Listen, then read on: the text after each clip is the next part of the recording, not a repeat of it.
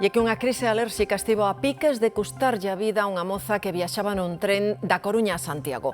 Por fortuna, varios viaxeiros eran médicos e un dispuña dunha dose de adrenalina.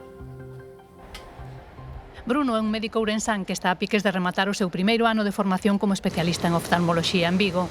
Pero esta fin de semana tivo que protagonizar unha intervención de urxencia fora da súa área sanitaria e da súa especialidade. No traxecto entre a Coruña e Santiago, pois pediron un médico por megafonía. Bruno acudiu ao vagón no que os revisores estaban atendendo unha rapaza que tiña a cara moi colorada e moi hinchada. O primeiro que pensei foi nunha reacción alérxica grave que pode desencadenar nun shock anafiláctico.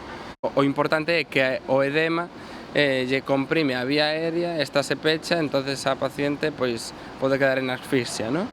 A indicación nestes casos é subministrar adrenalina intramuscular canto antes. Entonces o que fixemos foi pedirlle adrenalina ao revisor, pero non tiña. Dixo que no botiquín non había. Por megafonía preguntaron se algún pasaxeiro tiña un dispositivo dos que adoitan levar consigo as persoas alérxicas, mentres Bruno e outros colegas médicos que se foron sumando pensaban noutra posible intervención de urxencia. De repente aparece correndo un pasaxeiro coa adrenalina. A medicación funcionou, pero a experiencia puxo de relevo a cuestión de se esta medicación debería formar parte do botiquín dos transportes públicos.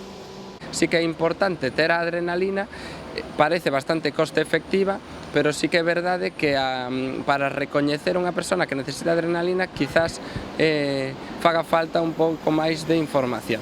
Sí.